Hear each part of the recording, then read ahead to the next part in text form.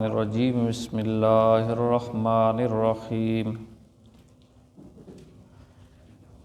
یا ایہا الذین آمنوا اوفوا بالعقود احلت لکم بہیمۃ الانعام الا ما یتلی علیکم غیر محل الصید وانتم حرم ان اللہ یحکم ما یرید صدق اللہ العظیم۔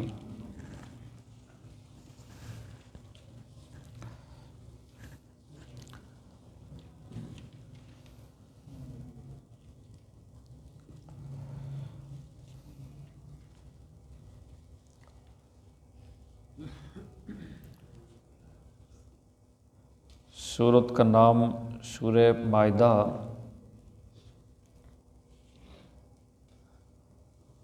تفصیلی آپ حضرات کو ربط اور خلاصہ 3-4 دن بار بار تکرار کے ساتھ چلتا رہا، یقیناً یاد ہو چکا ہوگا۔ اب آگے چلتے ہیں، ایک آیت 2 آیت آسانی کے ساتھ، تاکہ سمجھنا سمجھانا آسان ہو۔ یا ایھا الذین آمنوا،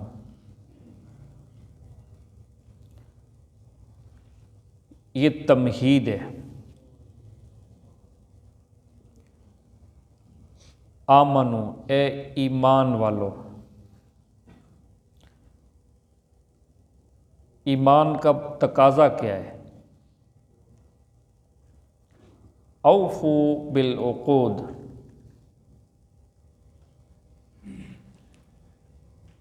ایمان والو، ایمان کا تقاضا یہ ہے اوفو بالعقود۔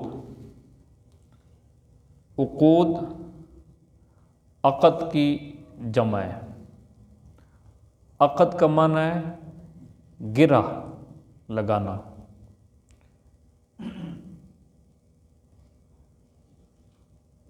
اس لیے نکاح، وہاں بھی عقد نکاح، نکاح کی گرہ ساری زندگی کے لیے ساتھ نبھانا ہوتا ہے، لیکن وعدہ 2 الفاظ سے لیا جاتا ہے، قبول ہے اور دوسری طرف سے قبول ہے۔ یہ ایک وعدہ ہوتا ہے، یہ گرہ باندھ دی جاتی ہے جو ساری زندگی ان 2 الفاظ کی لاج رکھ کے دونوں افراد نبھاتے ہیں۔ تو فرمایا ایمان والو اوفو بالعقود، ایمان کا تقاضا یہ ہے کہ پورا کرو وعدے کو۔ اوفو پورا کرو، عقود عقد ایمان کو پورا کرو۔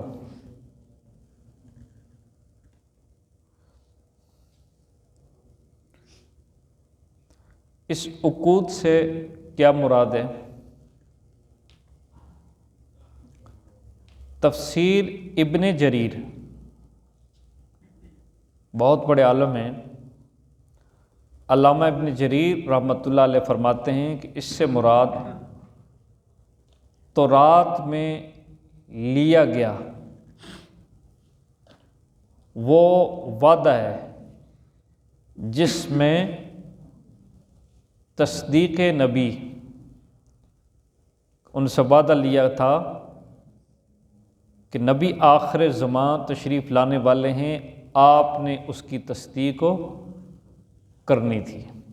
یہ یہود و نصارہ سے وعدہ لیا گیا تھا، یہ ایک قول ہے۔ بہرحال جمہور مفسرین کے نزدیک کلمہ پڑھ کے جب بندہ مسلمان ہوتا ہے تو مسلمان ہوتے وقت وہ رب سے یہ ایک وعدہ کرتا ہے، اللہ میں اب مسلمان ہو چکا ہوں، آپ کی مان کے زندگی گزاروں گا، میں آپ کی مان کے زندگی گزاروں گا۔ اس سے مراد وہ وعدہ ہے۔ تفسیر قرطبی والے وہ فرماتے ہیں بما احل و بما حرم، بما احل و بما حرم و بما فرض و بما حد۔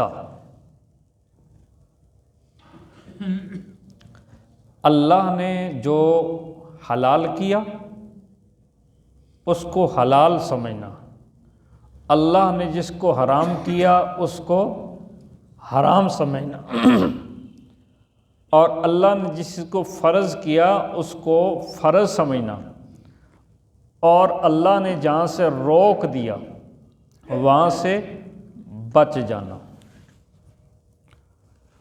سب کا خلاصہ یہی ہے، ایمان والو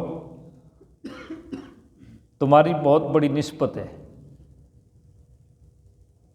تمہاری بہت بڑی نسبت ہے، اور وہ نسبت اس کلمے کی نسبت ہے، لہٰذا اس کلمے کی لاج رکھو، اس کلمے کی لاج رکھو، وعدہ پورا کرو، رب سے کیا ہوا وعدہ وہ بھی پورا کرو، نبی پاک صلی اللہ علیہ وسلم سے کیا ہوا وعدہ بھی پورا کرو، اور آپس میں ایک دوسرے کے ساتھ بندہ وعدہ کرتا ہے تو وہ وعدہ بھی پورا کرو۔ منافق کی جو 3 علامتیں بتائی ہیں ان میں سے ایک یہ بھی ہے کہ وعدہ کرتا ہے تو وہ وعدہ پورا نہیں کرتا، اس لیے وعدہ کی خلاف ورزی نہیں ہونی چاہیے، یہ وعدہ پورا کرو۔ احلت لکم بہیمۃ الانعام، احلت لکم بہیمۃ الانعام، حلال کیے ہیں تمہارے لیے بہیمۃ الانعام، جانور چوپاؤں کی قسم میں سے، بے زبان جانور چوپاؤں کی قسم میں سے تمہارے لیے حلال ہیں۔ کیوں جی ہو گیا یہ بوندی نہ کلام؟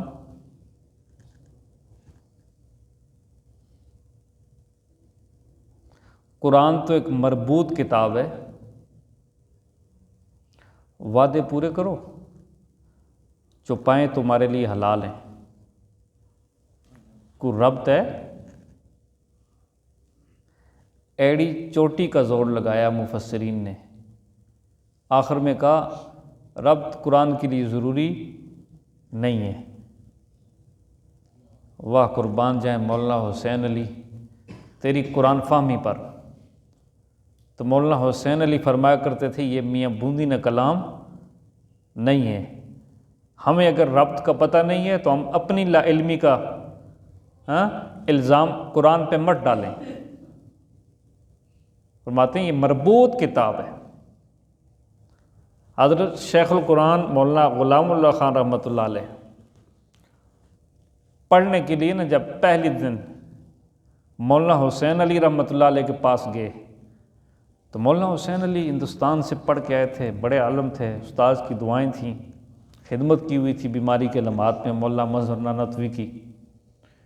منطق پڑھنے گئے، فلسفہ منطق،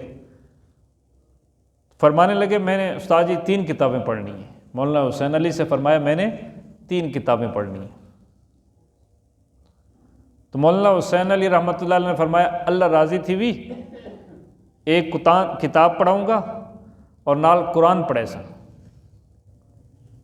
ایک کتاب پڑھاؤں گا اور ساتھ قرآن پڑھاؤں گا۔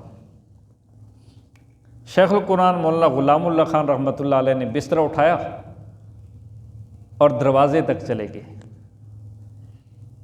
کہ میں لوگوں کو خود قرآن پڑھاتا ہوں، میرے شاگرد ہیں، بیضابی میں نے پڑھائی ہے اور بڑی بڑی تفسیر کی کتابیں پڑھائی ہیں، میں اب پڑھنے کے لیے آیا ہوں، ایک کتاب پڑھا رہے منطق کی مجھے 3 بڑی کتابیں پڑھائیں، قرآن پاک کا ترجمہ مجھے آتا ہے۔ تو وہاں ایک مولانا عبدالروف صاحب تھے، یہ بوچھال کلاں کے، انہوں نے بازو سے پکڑا اور بٹھا لیا، اب ٹھہر میں استاذوں کو منواتا ہوں۔ یہ پرانے ان کے شاگرد تھے مولانا حسین علی کے۔ یہ واقعہ شیخ القرآن مولانا غلام اللہ خان رحمۃ اللہ علیہ رو رو کے سنایا کرتے تھے۔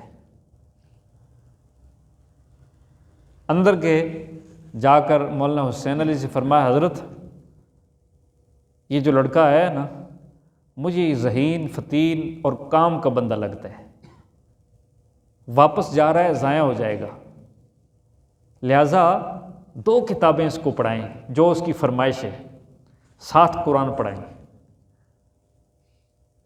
مولانا حسین علی اس پہ تیار ہو گئے، ٹھیک ہے 2 کتابیں منطقی پڑھاؤں گا اور ساتھ قرآن پاک۔ وہ بھی راضی ہو گئے، تیار ہو گئے۔ جب کلاس میں بیٹھے نا شیخ القرآن رحمۃ اللہ علیہ، تو مولانا حسین علی رحمۃ اللہ علیہ نے فرمایا، اچھا قرآن پڑھا ہے؟ ہاں جی پڑھا ہے۔ تو مولانا حسین علی نے یہی سوال کیا، وَيَا أَيُّهَا الَّذِينَ آمَنُوا أَوْفُوا بِالْعُقُودِ، لوگوں وعدے پورے کرو۔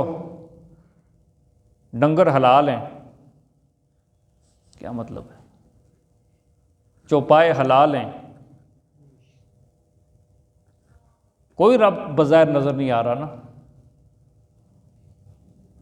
جب تک مولانا حسین علی رحمۃ اللہ علیہ کی ترتیب میں تفسیر بندہ نہ پڑھے، اس وقت تک کھنگال ماریں گے تفسیریں جتنی بھی ہیں آپ کے پاس، نہیں سمجھ آئے گی۔ حضرت شیخ القرآن خاموش ہو گئے، استاد جی نہیں، ترجمہ پڑھے، تفسیر پڑھیے، اقوال یاد ہیں، قرطبی یہ آکھیا، روح المانی یہ آکھیا، فلانے یہ آکھیا، یہ تو سمجھ نہیں آ رہی۔ تو پھر مولانا حسین علی رحمۃ اللہ علیہ نے فرمایا، دیکھو شرک پھیلی کی 4 صورتیں ہیں۔ انور علی صاحب نہیں آج؟ نہیں اچھا ہے، ٹھیک، آپ جگہ تبدیل کر لیا آج آپ نے اور بٹ صاحب نے۔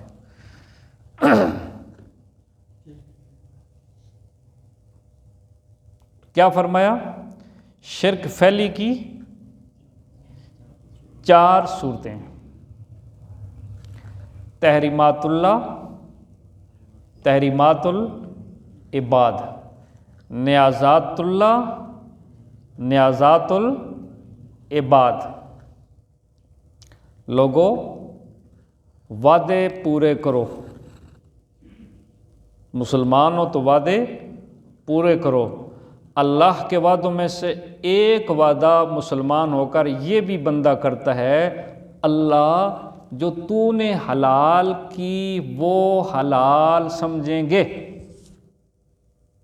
جو تو نے حلال کی وہ حلال سمجھیں گے، جو تو نے حرام کی اس کو حرام سمجھیں گے، جس کو بندوں نے خود حرام قرار دیا تیری طرف سے حلال ہے، تحریمات العباد نہیں مانیں گے۔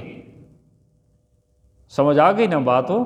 تو یہاں نفی شرک پھیلی، تحریمات العباد کا بیان ہو رہا ہے۔ ایمان والو وعدے پورے کرو، ان وعدوں میں سے بڑا وعدہ یہ ہے، اللہ نے جن چیزوں کو حلال قرار دیا ہے ان کو حلال جانو، اور اللہ نے جن چیزوں کو حرام قرار دیا ہے ان کو حرام سمجھو۔ احلت لکم بہیمۃ الانعام۔ اب وہ 4 چیزیں آپ کو یاد رہنی چاہیے ہر وقت، تحریمات اللہ، تحریمات العباد، نیازات اللہ، نیازات العباد۔ احلت لکم، حلال ہے تمہارے لیے، بہیمۃ الانعام، بہیمہ کا معنی بھی جانور ہے اور انعام کا معنی بھی جانور ہے۔ بہرحال آپ بہیمۃ الانعام چوپاؤں کی قسم، آگے پھر ان کی نا آگے اسی صورت میں نام بھی آ رہے ہیں، گائے، بیل، بکرا، بکری، دمبا، دمبی، جو حلال جانور ہیں۔ الا ما یتلی علیکم، مگر ما یتلی علیکم، جو بتائی جائے گی تمہیں، جو تمہیں پڑھ کے بتائی جائیں گی وہ حلال نہیں ہے، اس کے علاوہ جو حلال ہیں ان کو حلال جانو۔ غیر محل الصید، غیر کا معنی کریں گے نہ، محل الصید حلال سمجھیں الصید شکار کو، شکار کو حلال نہ سمجھیں۔ وَأَنْتُمْ حُرُمٌ، اس حال میں کہ تم حالت احرام میں ہو، احرام کی حالت میں شکار جائز ہو، وہاں جانور حلال ہے، شرطیں ساری پوری ہیں، لیکن احرام کی حالت میں شکار کرنا جائز ہو نہیں ہے۔ اس کے علاوہ جو جانور حلال ہیں ان کو حلال سمجھو، اور جو حرام ہیں ان کو حرام ہو سمجھو۔ مولانا حسین علی رحمۃ اللہ علیہ ایک بات بڑی عجیب فرمایا کرتے تھے، تحریمات اللہ کو حرام سمجھو، جو اللہ نے حرام کی ان کو حرام سمجھو۔ اچھا، تحریمات العباد جو بندوں نے حرام کیے ان کو حرام نہ سمجھو، اور لوگوں کو بتاؤ کیوں۔ لوگ اس لیے کرتے ہیں یہ کام نہیں کریں گے تو بابا جی ناراض ہوگا، بزرگوں کی خوشنودی کے لیے سارا کچھ کیا جاتا ہے، اگر یہ کام میں نے نہ کیا تو بابا جی ناراض ہوں گے اور ان کی پکڑ میں آ جائیں گے۔ کتنے لوگ ہیں 11ویں تاریخ کو، اب تھوڑا کم ہوتا جا رہا ہے، بھینس کا دودھ فروخت نہیں دیتے کرتے، 11ویں والے کا نام دے دیتے ہیں، کیوں؟ بھئی یہ بھینس کا دودھ مہینے میں ایک بار ہم جب تک اپنے 11ویں والے بابے کے نام کا نہ دے دیں اس وقت تک بھینس ہو دودھ ہو نہیں دیتی، لہذا یہ بھینس جو دودھ دے رہی ہے، یہ جو سانس لے رہی ہے، یہ جو میرے رزق میں برکت آ رہی ہے، یہ کس وجہ سے آ رہی ہے؟ تو فرمایا یہ اس بندے نے اپنے لیے اس دن دودھ پینا حرام قرار دیا، لہذا تم حرام مت سمجھو، اس کو حلال سمجھو اور پیو۔ اور اس نے جو غیر اللہ کے نام کی جو چیز دے دی ہے اس کی آگے تفصیل آ رہی ہے، وہ حرام ہے، اس حرام سے بچو، دور جانے کی ضرورت نہیں ہے۔ حسن ابدال گردوارہ کسی نے دیکھا ہے جی؟ گردوارے کے ساتھ وہ جو مزار ہے، پنجے سے نہیں، پنجے سے بھی آگے جائیں نا، جہاں وہ مچھلیاں ہیں، زندہ ولی بابا کندھاری کی جو مچھلیاں ہیں، حضرت ہمارے حسن ابدال کی بیٹھے ہوئے ہیں۔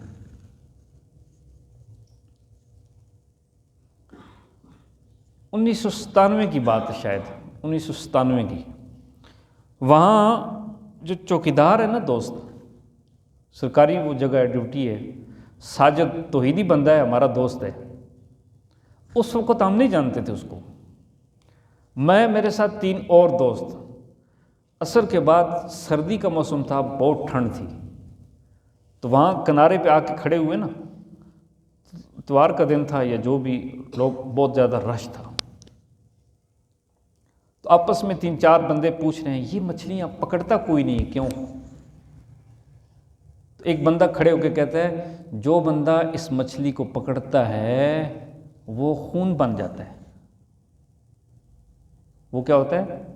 خون بن جاتا ہے، مر جاتا ہے، وہ لوتھڑا بن جاتا ہے، طرح طرح کی نا لوگ جس کے منہ میں جو کرامت آتی ہے نا وہ بیان کرتا جاتا ہے۔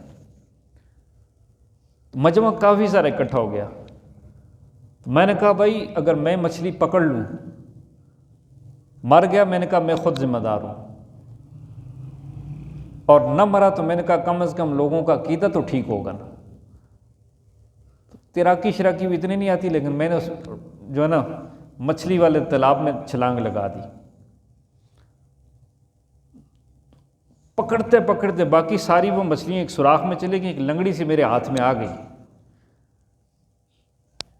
جب وہ ہاتھ میں آئی نا، اتنی دیر میں وہ ساجد، وہ چوکیدار ہے، اس کی ڈیوٹی ہے اس کی نگرانی کرنا، وہ بھاگتا بھاگتا آیا اور اس نے آواز لگائی پاگل پاگل پاگل.